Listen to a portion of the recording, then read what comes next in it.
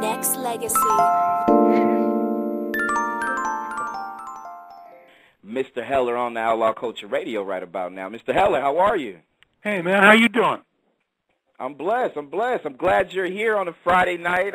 I'm pretty sure where you are it's raining like it is out here in Northern California, right? Yeah, it's starting to drizzle, but it's real cold down here. I just got back from several weeks in Miami and South Beach. I went down there for my birthday, and it was really beautiful down there. I just love it in South Florida. Happy belated birthday. Oh, thanks, man. Happy belated birthday. Well, I'm glad you're back here, and I'm glad you're hanging out with us on this Culture Radio show. And it's been a minute since we've actually had a chance to talk live on the air, but basically from the lines that's continuing to be lit. And one time, there was one thing I didn't do last time I actually interviewed was actually get a chance to let some of the fans and the people that was real big fans of NWA speak. So I'm gonna give them a chance to be able to do that tonight. But before I even do that, I know we went over so much NWA stuff before, and I know it's already ingrained in history, but it was one thing I definitely needed to say. I mean, basically, you are and will continue to have that legacy of what was created, and I feel like if it wasn't for you and all parties involved, hip-hop probably would have been at a standstill back then. So I want to personally, on the air with all these thousands and thousands of listeners, to say thank you for your contributions in this music industry. Yeah, it's much appreciated, man. But the little guy that lived next door to me down here in Calabasas that isn't with us anymore, I mean, he was really the visionary that inspired me to and pushed me to take Ruthless and NWA to the limits that they reached. And to me, I always feel like, especially for me personally, I mean, I'm in my 30s, so I've always was that type of person that wanted to at least embrace what hip-hop meant, not just to me, I mean, and not just to what kind of music was being put out, but just for the reality of it and the passion that people actually gave and put out and stuff like that. And I'm pretty sure you can attest to it too, Mr. Heller, that that's what they gave when they came and approached you with everything that what they started and how that journey went, right? The hunger that they wanted at that time. The thing that amazes me the most is that generation that's out there. For a while, I would run into people between their 30s and 40s, people your age, that could tell me exactly where they were and what they were doing the first time they heard Boys in the Hood or Straight Outta Compton or Fuck the Police or Dope Man. But now I find that demographic is even expanding, and I run into kids now that are 17, 18, 19 years old that are just huge NWA fans that really feel the legacy of NWA and the late 80s.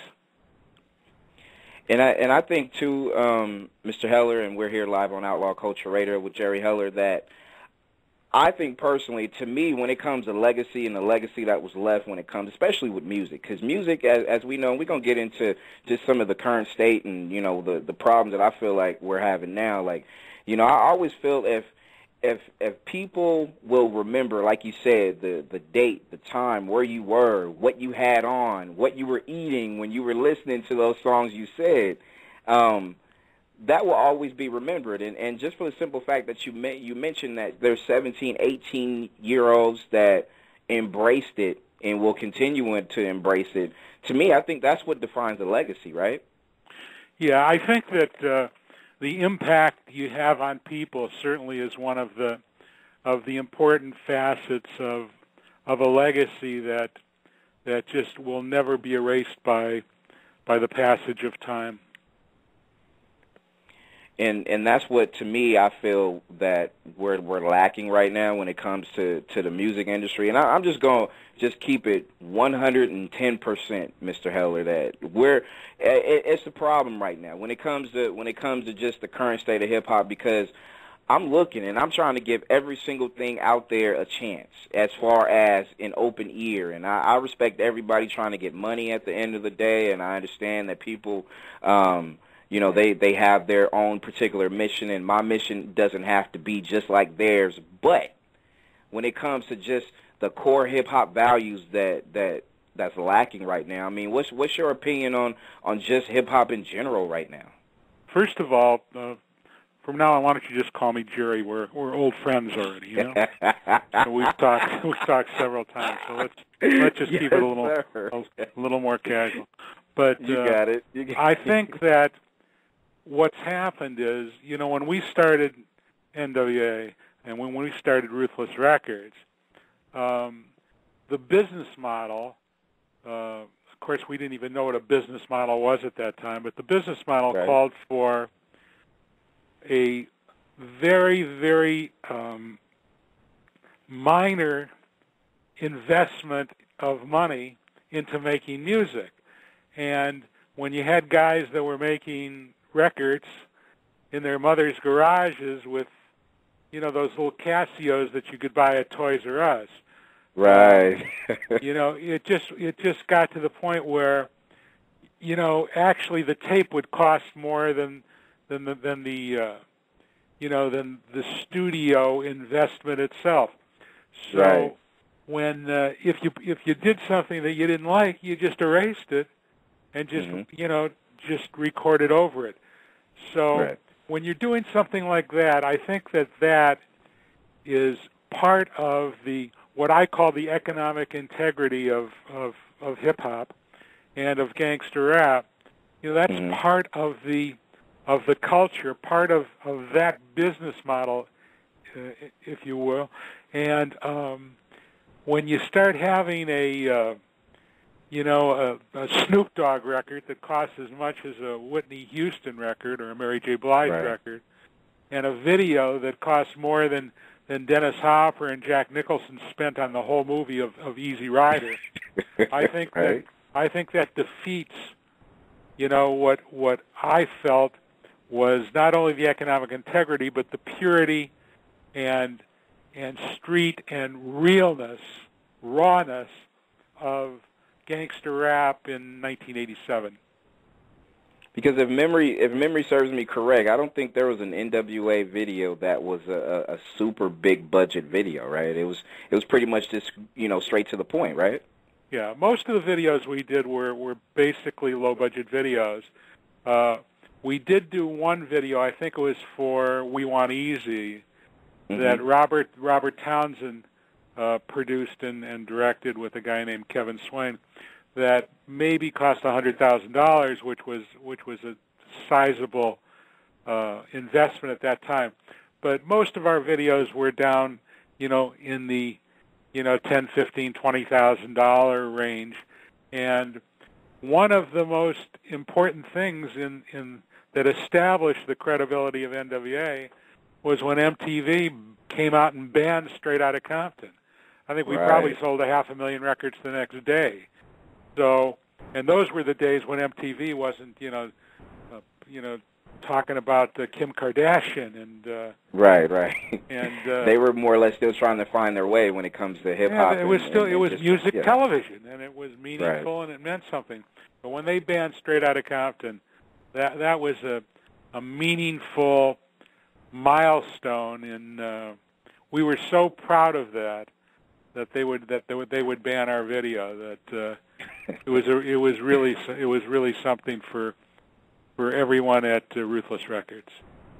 And I feel like you can ban it, but you can't stop the words that was actually being put out. So it got everybody curious, more or less, to literally see exactly what was going on, not just on this side of the coast, but also in every other ghetto and every other hood. Doesn't matter if you were in the suburbs or anything like that. The curiosity just kind of got to the point where it overflowed, and basically there was that era, that phenomenon that just kind of touched bases on everybody's lives. And one of the things I wanted to ask you too is because I feel like when it comes to your knowledge in this business. I mean, you know, you're ranked right up there with everybody else that's been in, not just from the years that you've actually done this, Jerry, but just also just, you know, all the time, the effort, the highs, the lows, everything in the middle. Why do you feel like, or why is it, well, this is just my opinion, but why do you or anybody else feel like, you know, especially the record labels nowadays, and, you know, a lot of people will blame the internet, or a lot of people will blame the illegal downloads. I know that's part of it, but why do you feel, or why is it the assumption that people will think that, you know, the record labels itself are literally becoming extinct? I think that the record labels are responsible themselves for that problem. I think that they became infatuated with this 1898 purchase price of a CD.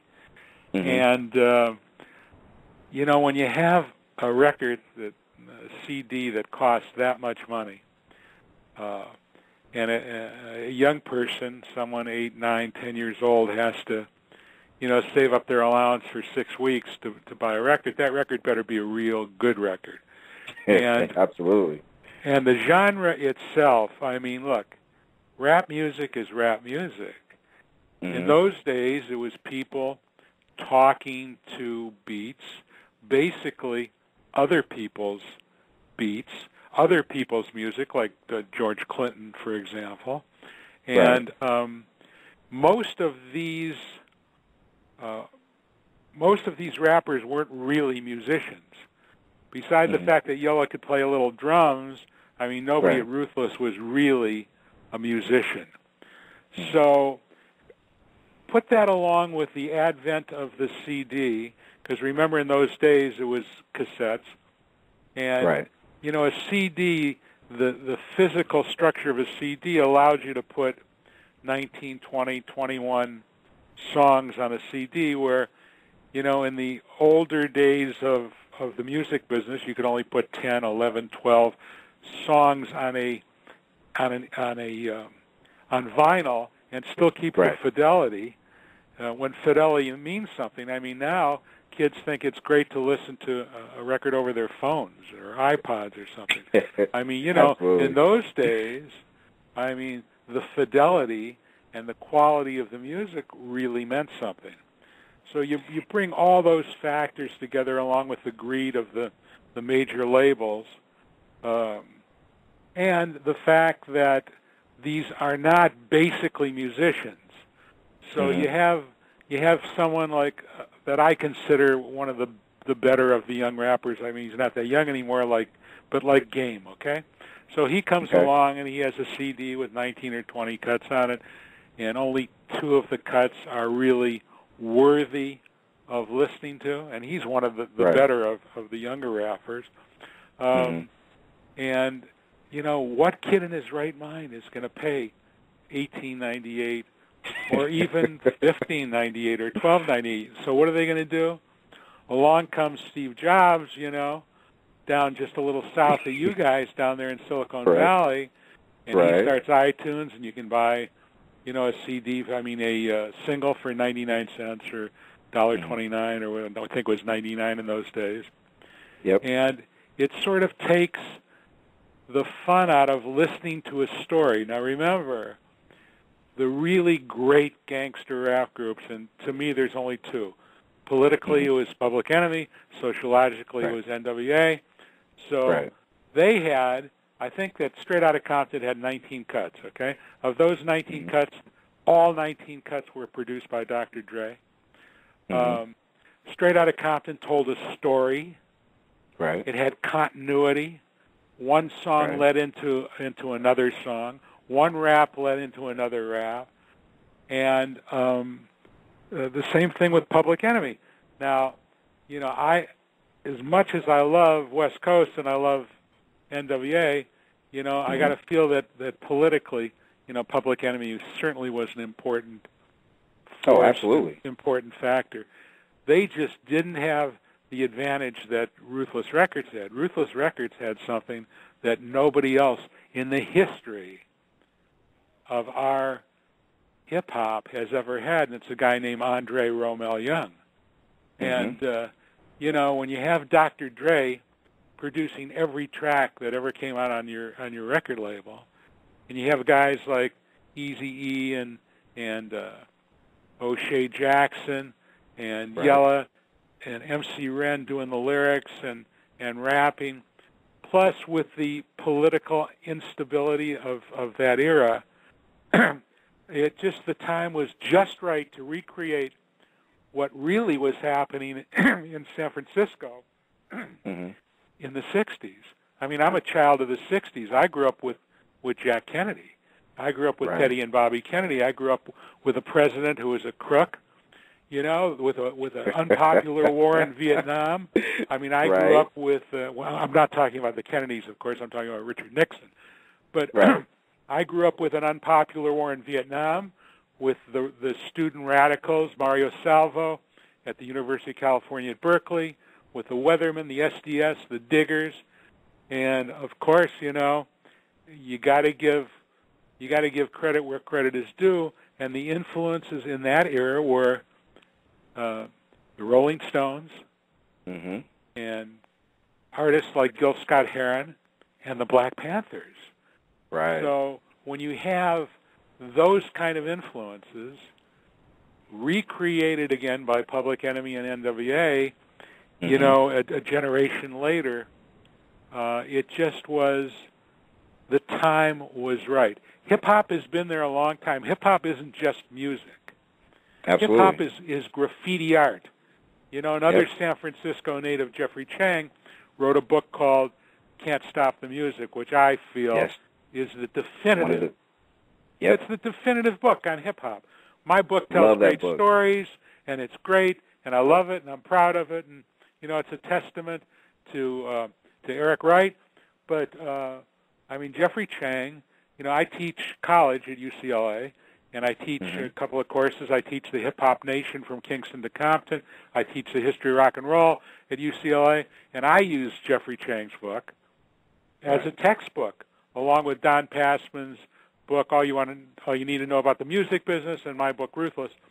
But those are all, this guy, Jeff Chang, he really lays it out all the way back to, the graffiti artists, Jean-Paul Vasquez and Keith Haring, and, the graffiti artist, and then goes to Cool Herc coming from Jamaica, and, and the movement in Queens. And, I was there for that, although I never could really get into East Coast rap, because being an old rock and roller, look, I was involved with the Grassroots and the Guess Who and Elton John and Pink Floyd and Journey and other San Francisco group, Lee Michaels, guys like that were very melodic. Okay, to me, the music coming out of Hollis, Queens was not musical. And then I hear what's happening at this little pressing plant down in Old Hollywood called McCullough Records, and the people that were pressing there, Ice-T, the L.A. Dream Team, the World Class Wrecking Crew, Egyptian Lover, Bobby Jimmy and the Critters, Timex Social Club, who were, of course, that's Jay King from San Francisco again. But I hear all these guys that are pressing down at McCullough Records, and these are all basically very melodic kind of music. When you listen to the early rap of West Coast rap from here, Rockberry Jam, In the House, by the L.A. Dream Team, Timex Social Club, Rumors, Bobby Jimmy and the Critters. When you hear Egyptian Lover, Egypt with Rodney O and Joe Cooley, when you hear these records, and then you got the World Class Wrecking Crew. And Alonzo Williams, who is the founder of the World Class Wrecking Crew, I always say that the World Class Wrecking Crew were the Temptations of rap music. They were choreographed, and they dressed, and they wore glitter and makeup, and they were cool, and they were the Temptations of rap. And, when you listen to that, it's melodic. There's melody there, and that's something that I can relate to, beside the fact that I represented Emmett Grogan of the Diggers in San Francisco. Right. I interacted with Huey Newton and the Panthers, because in those days, music and the political movements and the drug culture, and a guy in San Francisco who I think probably is one of the 4 or 5 most important guys in the history of the music business, Bill Graham, who died tragically in a helicopter crash coming from Concord. I was able to relate to that. It was the one time in my life when being a little older than everyone else made it that much easier for me. And Jerry, you know why that is, I feel, and this is Jerry Heller here on Outlaw Culture Radio. And to me, I feel everything you're mentioning, I mean, that's a lot of it is not just grassroots of just the core values that I always talk about hip hop, because the memories that every single person more or less that you've spouted off right now within the last 5 minutes just kind of took me back, just kind of like to the essence of, to me, I feel like what music really was and should be and what it is right now. And to me, it's like everything that you said. You had the entire NWA album production by Dre. You have nowadays, it's like so many hands in the cookie jar, so to speak. There's so many producers on an album. It just doesn't feel, this is my opinion, it just doesn't feel like a homegrown album or an album that, certain people can relate to. And it could just be specifically, but there's so many. It's not as sacred. What you were talking about, Jerry, was what I always feel hip-hop should be. It should be sacred. If you have, when I say sacred, I'm talking about this is my gift to you, and I don't want people I don't know or don't respect or don't relate to actually just go ahead and just, okay, you can go ahead and breathe on my album just because you're hot right now. And to me, I don't think that's what hip-hop should be. I agree with you 100% there. And I think what you lose when you have an album with 14 or 15 different producers on it, you lose the continuity, you lose the purity and the sanctity of the musical movement, the genre, as it were, because you just don't have the continuity and you don't tell a story. So, the songs don't flow into each other and tell a story, just like 100 Miles and Running or Ethel Versagen. They tell a story, and they keep you involved in that story from the first bar to the very end of the record. So I don't think that you have that anymore, and that's one of the reasons why, album sales these days, I mean, you take a big album and maybe it'll sell 10,000 CDs and do 1.5 million downloads and ringtones, and that's not what it was about. I'm going to digress a little, and I'm going to tell you a story because once again, reinforcing this point that you made, maybe I'm going to make it a little more eloquently for you. Okay? Well, the year was 1966, and I hate to talk about how fucking old I am. But I was on the road with a young, in those days we called them black guys, man. It wasn't African Americans, okay? So I was on the road with this young black guy named Otis Redding, who was a little older than I was, and we were in Paris, and he was playing at the Olympia Theater, and I saw people in the audience going absolutely berserk. I mean, they were going crazy. And, we were backstage afterwards, and I said, whoa, Otis, great, man, that was unbelievable. What a show. He said, dig this, my brother. He says, those people don't speak English. Right. And I said to myself, whoa. I mean, I had this epiphany, man. I mean, go to a movie in French without subtitles and see how much you understand of it. Here's a guy singing to these people in a language that they don't understand, and they're getting off on it. So to me, music is the ultimate communication between people. And, of course, after that, Otis, we came back, and in '67 we did Monterey down in at the Monterey Fairgrounds, just south of you guys. And, now the two important festivals of my lifetime, of course, were Monterey and Woodstock. Okay? Right. And they were important for two different reasons.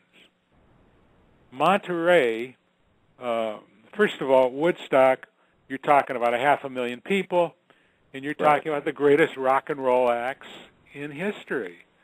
And that was the first time that rock and roll acts were able to relate, to have the youth of America relate to them, the counterculture relate to them, you know, in a way that became meaningful both politically and sociologically. Now, we go to Monterey, okay? Now, I'm in Monterey, and you got Janis Joplin, Jefferson Airplane, the Mamas and the Papas, Otis Redding. I mean, everybody in rock and roll was there. Joan Baez, I mean, all the folk rock protest singers, everybody. You know, the most incredible thing, and I'm just going to digress once more. Woodstock made the rock and roll movement important worldwide. Mm-hmm. Monterey did something totally different. What Monterey did was show guys like Clive Davis, David Geffen, Mo Austin, Joe Smith, Bob Krasnow, Jack Holtzman, Jerry Heller. It showed us that not only was this a great socio-political movement, but it was business, man. And Bill Graham, who was the stage manager of the San Francisco Mime Troupe, Chet Helms, who ran the Avalon Ballroom, see, they were just hippies, man. We were hippies. Now guys like Clive Davis wearing fucking $1,000 suits and $800 pairs of shoes, okay? You know, could see what it was to get down with people like Janis Joplin and have it mean something business-wise. And the minute that guys like Clive Davis decided they wanted in, then it changed the face of rock and roll. Now, you want to know the most incredible thing about Monterey? And I was there, man. And I was at Woodstock. You want to know the most incredible thing about Monterey? What was that? There were 7,200 fucking people there, man. Not 500,000. There were 7,000 people in this little fucking fairgrounds, you know, who didn't know what was going to happen, who came and saw The Who and Jimi Hendrix burn his guitar, man. You know, 7,200 people. It was the shot heard round the world. It was the Boston Tea Party of the music business. So now we have, you know, something totally different happening in America. And it all happened, you know, on the West Coast in this little fairgrounds in Monterey, and back east on Max Yasker's farm in Woodstock. And on one coast it was 7,200 people. On the other coast it was 500,000 people. And that was really... It's funny how, Jerry, life changes. It doesn't matter how many people, like you said. It could be 7,200 or it can be 500,000 in different locations, different coasts. You know, that effect or how things were, just, you know, like you said, it's a life changer. And I heard about it, you know, I wasn't around, you know, just going back through music history. It's kind of like, you know, what you're saying is what I'm pretty sure a lot of other people took away from it as well. I mean, you know, it was a life changer in a sense, but also it was a motivator too, right? It absolutely was. It energized a whole generation. It energized Haight-Ashbury, Flower Power, the Summer of Love, the Diggers. I mean, it energized all of those people and invigorated. I mean, people came from all over the world to see what Haight-Ashbury was. You know, they came from everywhere. And the Dead and the Airplane lived there. The Fillmore Auditorium, which only held 3,500 people, became the cultural center of music in America. And I mean, just to give you an analogy, okay? So now it's 1987, and Easy plays me Straight Outta Compton, plays me Boys in the Hood, and I'm faced with this incredible marketing challenge of a group called Niggas with Attitudes, man. Right. I mean, how do you think white middle-class America felt about that, huh? So I'm thinking to myself, I said, you know something, man? This is a combination of the Stones and Gil Scott-Heron and the Black Panthers all rolled into one. For the first time in America, it's going to tell middle-class America the angst of our inner cities and what it's like. It's not going to espouse it like all the critics of early gangster rap, would like to say, oh, man, they're talking about bitches and hoes. And hey, man, they're not saying that's what you should do. What they're saying is, hey, where we grew up, this is our reality. Absolutely. This isn't what we're telling you to do. We're just telling you what the fuck it's like. Okay, this is our life. This is our life where we grew up. I remember the first time Easy, took me down to Compton and taught me how to drive in Compton, man. He said, okay, now. Oh my gosh. When they see you, if you're driving down in your nice car, man, and a guy lays down on, in the street in front of you, just floor your car. You can't stop, man. Don't ever, I picked up one of his girlfriends at the airport, and we're driving back to his mother's house in Compton, and I go to pull in the driveway. He says, don't ever pull in a driveway here. He says, you can't do that, man. They block you in that driveway, and then it's all over. So he taught me about the reality of what his life was like, and it was an eye-opener for me, although I got to tell you that I grew up on the same block in Cleveland, Ohio that Bone Thugs and Harmony did. I carried a gun when I was 11 years old, and, I grew up in a very, very hardcore, tough place. So, but this was like, nothing that I had experienced in a long, long time, because, see, rock and roll wasn't like this. Rock and roll was about drugs. Look, the road manager of the Grateful Dead and the Jefferson Airplane, this guy Owsley, Augustus Owsley III, from a 17-mile drive in Monterey, from a rich family. I mean, this guy was the chemist that really invented LSD. Right. Okay, so on October 6, 1966, when they outlawed LSD and made it illegal, he just changed the chemical formula and manufactured, and then kept changing it, window pane, orange lightning, whatever. He just kept changing it and kept changing, adapting the drug to get around the laws of... to get around. Right. So to give you an analogy, I'm going to finish up on Otis Redding for a second, So he blew everybody away at Monterey, just like the Who did, and just like Jimi Hendrix did, and just like the Mamas and Papas did. He blew everybody away. Then I talked Bill Graham into playing him at the Fillmore in San Francisco, which he just killed everybody. I mean, killed everybody there. And then, of course, he was in that plane crash and died, Here's this incredible musician from Macon, Georgia, and Muscle Shoals, Alabama, down there, and who had wrote all these great songs. I mean, Otis Redding wrote "Respect" for Aretha Franklin. I mean, one of the greatest songwriters of all time. I mean, his songs are not too many people knew that either. Not a lot of people. He was a great writer in his time too. Definitely one of the greatest writers. Wrote "Dock of the Bay," "Respect." I mean, he wrote all these great songs and all that great music that was coming out of Muscle Shoals and Macon, Georgia. So so we go now. Now it's 1987, and I'm faced with songs like Straight Outta Compton, Crazy Motherfucker Named Ice Cube, and a band called Niggas with Attitudes, okay?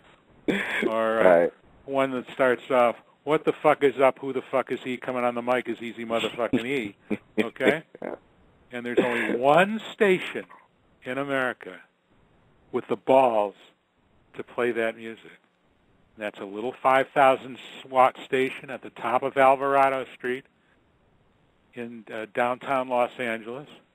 And the signal was so weak, man, that if you were driving out to the San Fernando Valley, where I was living at that time, sleeping on my mother's couch, you drove out there, you'd get halfway there, you could be listening straight out of Compton, and would go right into you got to know when to hold them and know when to fold them. You know, the country western station would have a stronger signal, so it would go right over the top of KD, and you would lose it. So now you got these disc jockeys there, man, the Mix Masters, Greg Mack and the Mac Attack, Julio G, Tony G. You get these guys.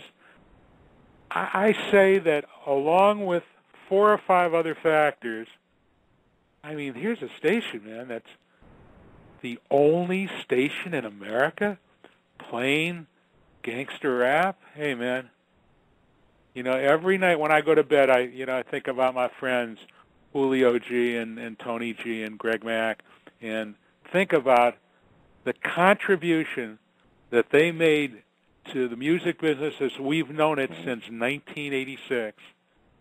And they were probably making, $300 a week, Right. These guys are really the unsung heroes of gangster rap, and nobody but me ever gives them any credit at all. And I'm still friends with all of them. I talk to Greg Mack all the time. I talk to Julio G all the time. I talk to Tony G all the time, man. And and the radio portion of it, Jerry, this Jerry Heller on Outlaw Culture Radio is that was important to the success of NWA. You had that one place people can be able to listen to, and you know how it was back then. If a lot of people liked it, it was played again, and it was played again. See, today radio doesn't mean anything, again. Okay? Radio means Absolutely. Nothing today. Okay, yep. Then it was everything. Yep. If you couldn't get airplay, how could you spread your message? How could you spread the word without radio? Well, there were some other factors that were happening then. For the first time ever, cell phones were cheap enough so that everybody started to have one. So you talk to somebody anywhere in the country, and you'd be listening to your car radio, and they'd say, "What's this? What's that you're listening to?" So you had an inexpensive mode of transmitting these thoughts. Also, the malls, for the first time, were becoming the social center of America. Yep. Malls and swap meets became the social center of America. So you had this exchange of ideas, not in churches, not at baseball games. You had it in the malls, man. Everybody went to the mall, and you had this exchange of music and ideas. Everybody went to the swap meet, and you could buy mixtapes for $3, $4, $5. The Rhodium in Los Angeles, and Steve Yano, and we were selling records to these guys out of the trunks of our cars. And this movement was started as a grassroots movement, and that's why I say that today we've lost that purity. And I blame guys like Jimmy Iovine and guys like that have made this beautiful, pure musical movement into just another part of a business plan, a business model that your stockholders are going to vote on. That isn't. To me, that isn't what gangster rap was about. Do you feel like this culture is slowly dying? Is it dying a slow death because of exactly what you said, the floundering record companies, the lack of a connection that a lot of people, the storytelling that's no more like it used to be. One thing I always believed in, Jerry, was especially during the early days of hip hop and probably somewhere it kind of lost its way, maybe in the 90s or something like that, late 90s and the 2000s, that the storytelling was perfect. The baton was passed more or less. There was a lot of artists that helped other artists. and so on and so forth. And it just seems like now it's a whole different deal. But do you think it's dying a slow death right now? Yeah, I'm going to give you one short example. The album Straight Outta Compton, which the L.A. Times, not exactly the bastion of liberalism and of the Western world, right, called Straight Outta Compton the most important album of the second half of the 20th century, and Sgt. Pepper number 2. And we cut that album for $12,000. We cut Easy Does It for $8,000. So, wow. Is rap dead? Yeah, I think it's dead. And I think, and I hate to say this because to me, I've seen them all, man. I've seen Pharrell and the what did he call he and the other guy? What did they call the Neptunes? And I've seen all of these producers come and go. But you want to know something? And this guy is no great friend of mine. Dr. Dre is no great friend of mine. He wrote a diss song about Easy and I called Dre Day, Right. He's not my buddy, although we were very close friends for many, many years until Mr. Evil Suge Knight came along. But Dr. Dre did all those great songs for the World Class Wrecking Crew. And remember, the last hit that they had, Turn Out the Lights, the girl that sang, the background singer that sang on there, that sang the lead part on Turn Out the Lights was Michelet. So he did that record. Then he did, he did those World Class Wrecking Crew records. Then he did Straight Outta Compton, Easy Does It, Niggas for Life, 100 Miles and Running. Then we go and he did a record with a guy that I consider probably the best pure rapper that I've ever heard, and that's the DOC. Nobody does it better. He did the Michelet record. Then we move along even after the records that he did for Ruthless, and he did The Chronic, and then he did Eminem, 50 Cent, The Game. I mean, this guy, this isn't like Pharrell, who was a big writer and producer for 2 or 3 years. Now it's 2000. Now it's 2010, and nobody has come close to amassing the kind of body of work that Dr. Dre has done. And like I say, he's not my buddy, I see him on the street, we nod to each other, and that's about it. But you give credit where credit is due. I mean, I got to. I mean, his body of work speaks for itself. Absolutely. But the thing that really frightens me now, which is the same thing that frightens him, is that they're dropping Detox. Is that what they're going to call it before Christmas? Yeah, Detox. Right. Now I heard the first single, and that's the single that he did with Akon. I mean, give me a fucking break, man. I mean, Dr. Dre needs Akon to. I mean, Dr. Dre did The Chronic. Dr. Dre did Straight Outta Compton. Dr. Dre did 50 Cent. I mean, this guy's the greatest producer of this entire era. And see, Jerry, that kind of brings me back to what I was saying before, or what we were talking about before, as far as let this culture be sacred. You don't have to have 50 million people on your album for it to be a success, or you come with a story, tell your story, and let the chips fall where they may. And like you said, it's kind of like Dre doesn't really need Akon. It's come on now, you didn't need him before. I think that this album will either rejuvenate the business, which I think is a remote possibility, or it's going to mark the end, just like Chinese Democracy marked the end of that era for Guns N' Roses after waiting how many, I don't know how many years for that album to come out with that album, which is pathetic, And you know what? You got a lot of history from that, because that was the same reaction that a lot of people had too with the with the Guns N' Roses. It was like, it's either, and that's funny because, like you said, the body of work from Dre, everything that he's done, and all the collaborations that he was a part of, and it's amazing how this detox can either, like you said, rejuvenate or crush. One or the other. There's no gray area in this at all, especially nowadays. I know the next single is with Eminem, so probably it'll be, better. And since he does produce Eminem, that's something that's acceptable to me. But we'll see. I have a feeling that this is going to mark the end of the year. This will be the tombstone of rap as we know it. Now, Guns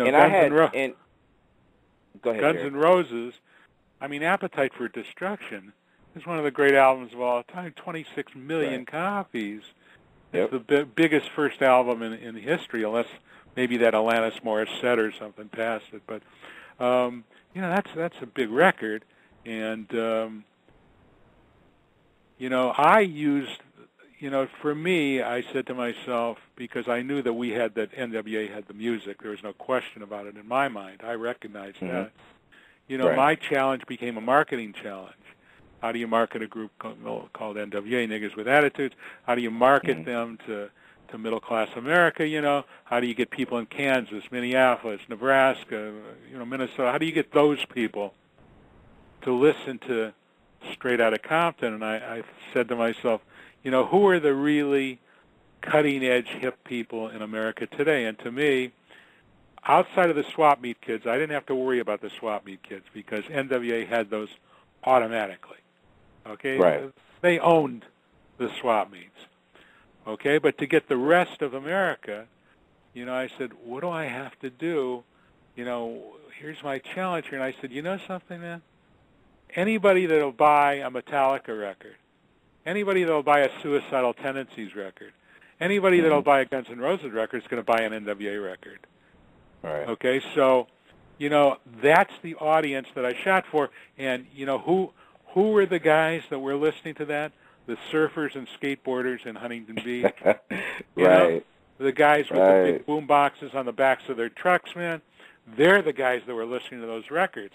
And if you look at any video, if you look at any interview that any of those guys did, Slash, Lars, any of those guys did between 87 and 91, you'll see them wearing a Compton hat, or a Straight Outta Compton T-shirt, or a Raiders jacket or whatever.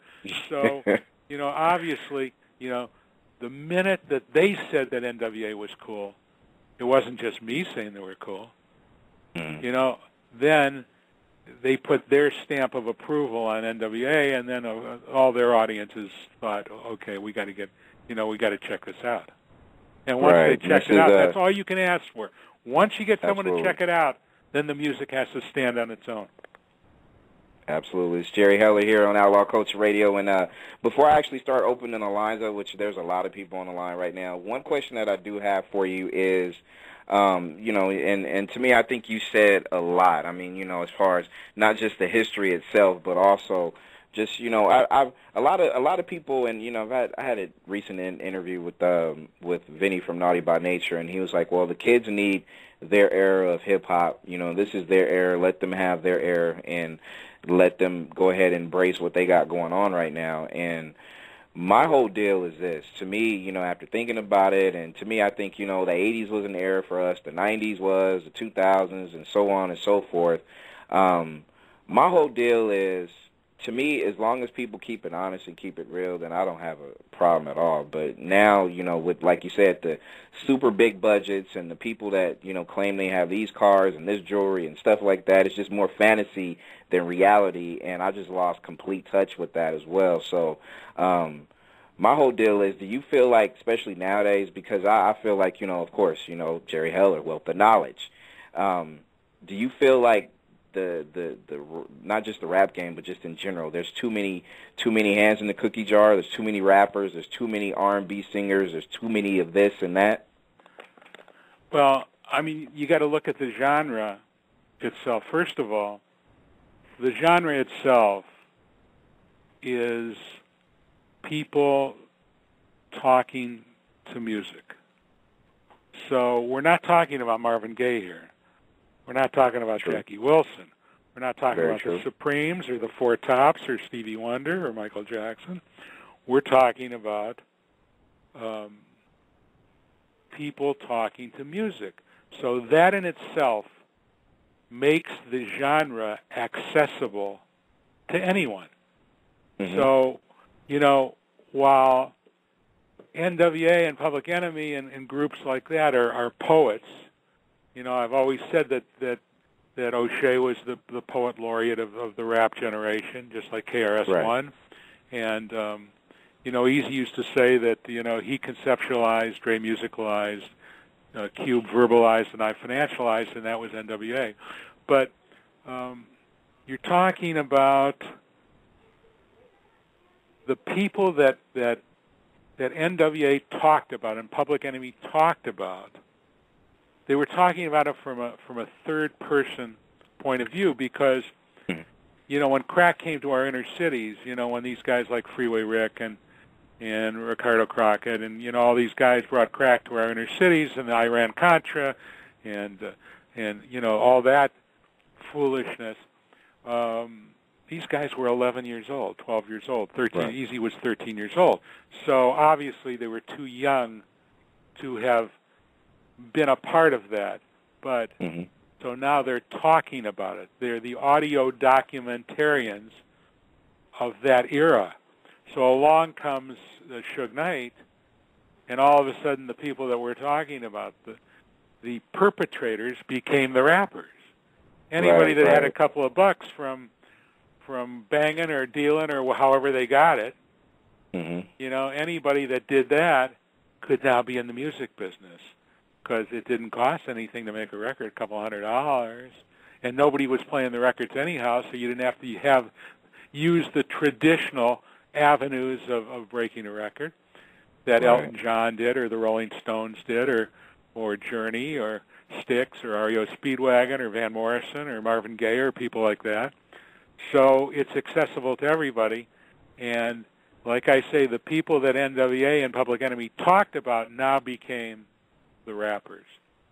Right. So you have the perpetrators becoming the rappers. And, you know, obviously it became oversaturated with what I think is inferior music. Right, agreed. Outlaw Culture Radio. I'm gonna go ahead and open up the lines right now. You guys want to talk to Mr. Heller? We're gonna open up the lines. So I'm gonna go ahead and start. 347-215-8653 is the number. Press 1 and go. And we definitely want to say what's up to Mr. DJ Vito V. Vito, welcome to Outlaw Culture Radio with myself and Jerry Heller. What's up? Hey, what's up, guys, man? Hey, what's up, Jerry? How you doing tonight? Hey, Vito, how are you, man? Oh, pretty good, man. I'm glad you're here with us on Outlaw Culture Radio, man. This is a fine Friday, and I got a couple good questions for you, man. Go ahead. Go for it. Okay, well, Jerry, I know you wrote the book Ruthless, a memoir, correct? That's correct. Okay, what inspired you to do a book of such magnitude, and where can we purchase your book? Okay, that's a funny question. You know, I love to answer it. You know, one day I walked into Barnes & Noble, and historically in Barnes & Noble, you know, if you wanted to buy a music book, you know, there's a little section way in the back of the store, you know, where you had to get down, you had to get down to your hands and knees, you know, to see the titles. So I walk into Barnes & Noble, man, and there's Jeff Chang's book on the front table. So I buy this 800-page book, man, and I go home and read it in one sitting, okay? I mean, I just couldn't put it down. So there that's on the front table of Barnes & Noble. Also, we got, you know, the 20 biggest disc records of all time listed by Double XL Magazine, who have always been an enemy to me. They've never said anything nice about me in their lives, you know, so... Of the 20 biggest disc records of all time, 6 of them are about me. Wow. Okay, so I said, okay, man, here's a chance for me to establish Eazy-E's legacy, reconstruct my own reputation, and have it at the front table of Barnes & Noble. So I got Simon & Schuster, the second biggest book publisher in the world, to put it out, and made it mainstream where anyone could buy it. I got them to discount it, so that it was so that everybody could buy it, and you can still get it on Amazon, which is really the place to get it. Absolutely. So that's what motivated me to write that book. And of all the books I've ever seen in the music business, mine is certainly the most fun, and it's the most honest. And that's why on the back of it you see all those quotes. You see a quote from Irving Azoff. You see a quote from who's the most important guy in the music business, obviously. He's the chairman of the board of Ticketmaster, Live Nation, and Frontline Management. I mean, there's nobody more important than Irving Azoff. And, in 1970, when he was a freshman at college, he wrote me a letter saying he wanted to be in the music business. I called him, I hired him, and flew him to California, and he lived in my house and became the superstar. I mean, he's managed the Eagles since 1973. So, it's just those quotes on the back. I asked Ice-T for a quote, okay? So he said, I met Jerry Heller and I just didn't trust him. So okay, man, if anyone's going to believe my, hey, that's my dogs, man. Oh. That's okay. That's okay. Okay. Can you hear him? I mean, is that? Hey. Oh no, you're good. You're good. You're good. So I said, if anyone's going to believe this book, because I'm going to tell the truth about Dre and Cube. I said, if anyone's going to believe this book, I can't just put the good things on the back. So right. I put that on the back too. I put on the back that quote from Will.i.am. Will.i.am, I signed him at Ruthless when he was 16 years old. He had a group called the At-Band Clan, A Tribe Beyond a Nation. He did a video for $1,000 that is one of the best videos to this day I've ever seen. And he could dance better than anyone could dance. He could write better than anyone. I mean, this guy's the most talented guy I ever met, okay? And is still a friend of mine, right down to this day. He's a good friend of mine. He calls my wife and I to wish us well on the Jewish holidays, and he's just a good guy.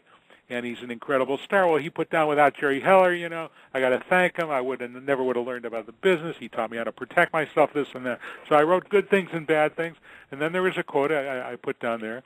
Jerry Heller is one of the brightest guys I've ever met. And, of course, that quote was from Jerry Heller. So I just put things on the back. The only quote I didn't put on was from Dennis Hopper. I asked Dennis Hopper for a quote. I didn't care if it was good or bad, but he wrote, Jerry Heller is a hard worker and a fast talker. And I said to him, Dennis, that's the stupidest thing I ever heard in my life. I said, you're the guy that did Easy Rider. I mean, call me a motherfucker. I mean, say whatever you want, man. But this quote is just stupid. So he said, well, I thought about it, and that's what I want to go with. And I said, fine, I'm not putting on the book. He said, you promised me. I said, well, I lied, man.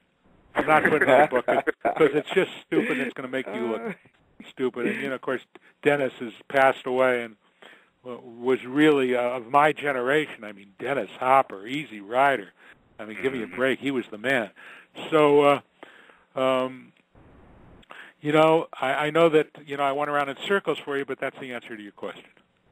Okay, what was your other one, Vito? Man, this was I definitely feel what you're saying, and the whole show I've been listening, and I think the listeners really feel what you're saying about hip-hop and the state of it and what's going to happen in the future. Okay, what have you been doing with your time nowadays, and what's on tap, for your future endeavors? Okay, so I teach college at UCLA, which is very rewarding, and it's a lot of hard work. I don't teach every semester, but I do teach, and I especially enjoy the class called The Hip-Hop Nation from Kingston to Compton. And I'm trying to make the book into a movie, which is a lot of work because I don't own the music, and right. So it's been a little challenging for me, to say the least, to try and put this project together. I'm involved in a Latino musical movement in South Florida. That's what's up. That I think is that the purity and integrity are still there. A guy named James De La Raza, and there's we're doing a project called SPIC, Spanish Poets in Control, man, SPIC, and the first album is going to be called The United Snakes of America, and if you look on the back of a dollar bill, you'll see where that comes from, and I think that this project will do for the Latino world what NWA did for gangster rap. Wow. Definitely. That was good. Vito, good looking out for the question. Let me go ahead and take Eric E. Notes. Yes. Welcome to Outlaw Culture Radio E. What's going on, everybody? Hey, Jerry, how you doing, man? Okay, bud. Hey, listen, as well as Vito was saying, you definitely spoke, and you definitely reached every listener out on the line, especially me. I'm definitely staying focused on what you were saying. I gotta say, I do respect your character and definitely how your outlook is on everything, especially the whole past of NWA and the whole business world and every name that you mentioned, because a lot of it's brand new, a lot of it's new to me, especially because obviously when you're dealing in that business, you deal with a lot of people, and you definitely learn and you grow in this business, and I can't agree with you more about the feeling and the structure of real hip-hop music, and especially kicking it off with the gangster rap and how NWA did. The description you broke down about record just naturally and just very simply popping in a cassette tape in the tape deck and just letting your heart go and just rhyming what you're feeling. I don't think anybody can relate more to music than simple acts like that. Putting all the time and the effort into it and trying to commercialize it, and when money gets involved, shit changes, and it adds a lot of more. It gives a little edge to music, and it's just sometimes you really don't need that shit, and you just need the fucking pure material and the pure feeling on it, and just to make real music. And to be real, I just want to say I really respect everything that you have done and everything you have contributed to the game. And as far as your outlook on the game and hip hop dying and stuff, and it's dying down, and definitely I agree a lot about Dre and what you're saying about producers like Dr. Dre that's been maintaining for all these years and putting out solid stuff. And Brand, like when you mentioned about having so many varieties of producers out there, it's a real big mix up. It's really it's hard to tell what's really solid and concrete and what's just pieces. People are broken up ground and you're just trying to find the right pieces, like a puzzle. You know what I mean? I appreciate everything you're saying, my brother, but is there a question there? Oh, is there a question here? Not really. Vito pretty much asked anything I would have asked if there's any future works that you're doing on, but I definitely respect your grind in school and stuff like that and teaching. Thanks, man. I do appreciate that. Most definitely. Definitely. Stay right there. E-Knows, appreciate it. Outlaw Culture Radio. Let me go ahead and take another one real quick from Miss Love. Miss Love, welcome to the OCR with Jerry Heller. Hello, fam. I don't have a question. Somebody else have a question. Is that okay? Absolutely, sure. Absolutely. But you listening? How you liking it? You liking the knowledge Mr. Heller's giving off, though, right? Yeah, ain't no doubt. I wanted to ask you, how does it feel to be a part of the first movement of gangster rap as far as Eazy-E in itself, and what did it take to want to push it out there? I've been involved in every major musical movement since the 60s, rock and roll, new wave, punk, R&B. I've been involved in all those movements. There's no satisfaction that I've ever gotten in my life like being involved with my partner, Eazy-E, from March 3rd, 1987, which is the day that I met him, till the day he died, March 26th of 1995. It was incredibly rewarding. It was a lot of fun. And once it started to happen, it happened so fast that none of us could even believe it. I mean, understand, man. I mean, you know, we were interfacing with Minister Farrakhan, Jesse Jackson, Dick Griffey, Don King, President Bush, I mean, the FBI, MTV, all the major record companies. I mean, you know, we were at every level of society. 3 months into Ruthless Records, Elle magazine, ELLE, which is the foreign equivalent of Vogue magazine, which is a fashion magazine, had a 10-page spread called Gangster Chic, man. I mean, the things that we were able to accomplish were just mind-boggling to me. And the fact that I was able to do it with my son, Eazy-E, and the other guys in the group was just very rewarding to me. And all the time I have, these older women coming up to me on the street and saying, if it wasn't for you, my son would have been a drug dealer, and, you gave people an alternative, and you guys were great, and, all those kind of things. So it really was an ego-building kind of experience, and probably the most important 8 years of my life. Do you feel nowadays, Jerry, that especially in the hip hop community and just the hip hop culture in general, do you feel like Eazy's legacy is being held up under a good light, so to speak? I mean, because a lot of people mention the Tupacs, a lot of people mention the Biggies and so on and so forth. But do you feel like Eazy's legacy, is that still intact as a good one? I think I've helped reestablish his legacy. The problem is that Tupac had a body of work that he left behind of unreleased songs done by Johnny J and producers like that. And Jimmy Iovine and Universal were able to exploit, those unreleased masters. When Eazy died and his estate went to some other people, and I had no control over what happened after his death, I don't think that he has been exploited, in the way that he deserved. I think, to me, Eazy-E, along with Berry Gordy and Clive Davis and David Geffen and a half a dozen other guys like that, Eazy-E was one of the most important visionaries of the musical movement during my lifetime. And I will always treasure and feel grateful and lucky, to have spent that 8 years with him, bringing ruthless music to the world.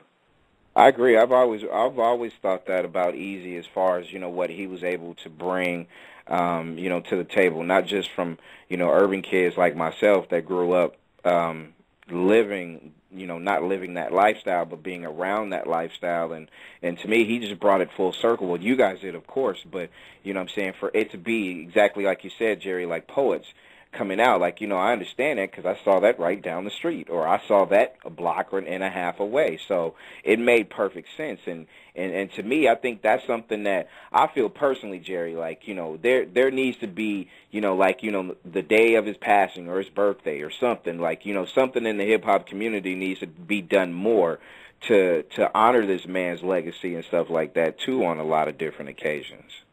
Remember that the guys that you're looking at now that are the icons of the music world. I forgot. Jay-Z,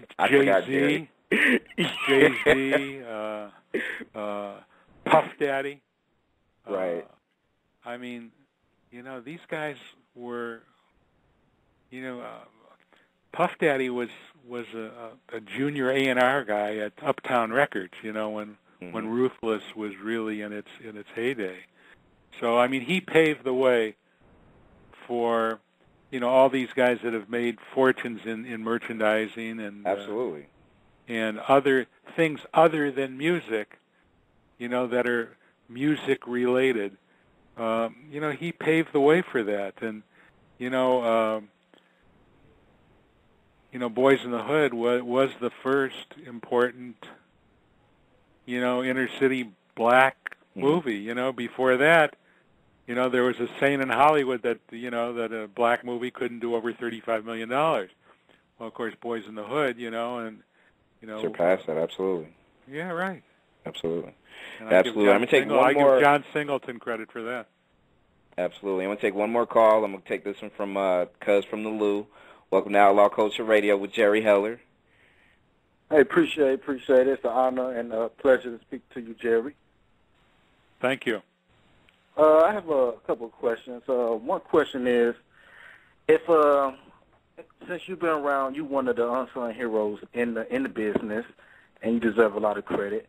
Since you've been in the hip-hop culture for so long, who is the best rapper that you heard or in your, I guess, in your lifetime that you like? And also, with Tupac, did you ever meet him, or if you have, what was your thoughts of him? Okay, so number one, for me, the greatest pure rapper that ever lived was the DOC. There was nobody like him. Nobody could flow like he could flow, and with Dre's beats, I mean, right. Unbelievable rapper. And then he got in that accent, of course, and couldn't really speak after that. But quiet, hey, Doc, hey. So, and the second part of your question, what was the second part of your question? Just the outlaw coach about Tupac. Did you ever get a chance to meet him? Yeah. If you have, what was your thoughts of him? Tupac was managed by a friend of mine from Berkeley named Atron Gregory, who has TNT Records up there and managed Digital Underground.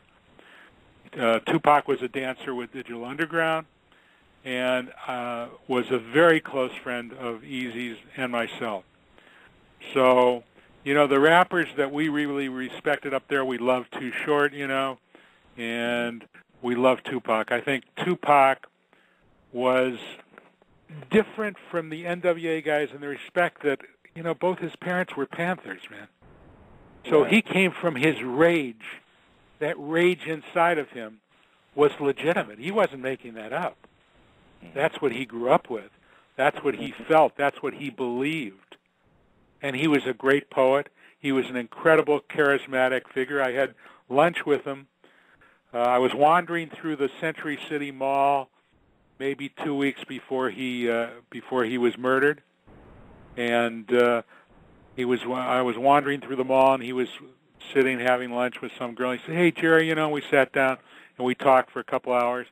He was an incredibly gifted, believe it or not, gentle, bright, nice kid. Atron Gregory is one of the really best managers of all time. I think he still, lives up there in Berkeley or whatever. And, I just thought Tupac was really something special. Absolutely. And, it's of course, the good die young. I mean, he was taken away from us Too Short, Easy, as well as a lot of different people. And, the legacy that they're leaving or they have left behind, I mean, to me, it's, it's going to carry on for, for centuries and centuries, I feel personally. And also, like everybody has said more or less on these lines, your contribution, Jerry, is tremendous. And, like I said, the book, people definitely need to go to Amazon.com right now to go pick it up. Ruthless, a memoir by Jerry Heller. And also, just thank you. Just thank you. I mean, and I've like I said, it's, reaching out to you has always been a privilege to me.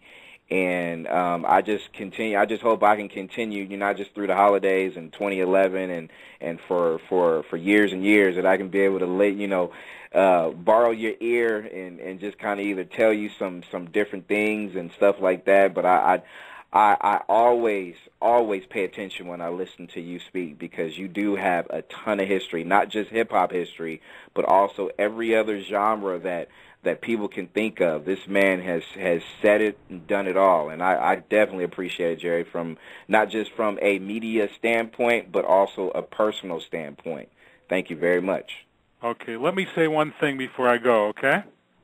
Mm-hmm. I say this, that my phone lines are always open to you, okay? Thank you. Because the future of our business is depending on young guys like you who are on the Internet, You know, because the traditional areas of communication are a thing of the past. It's guys like you that have to carry the banner. And I say this on behalf of my partner, the little big man, Eazy-E, and Jerry Heller. I thank you, because it's you that we have to count on to carry the torch from now on. And I say thank you and good night. Well, you know what? We need each other at the end of the day, and definitely, I will definitely reach out to you. And people, go get the book. Nexxlegacy.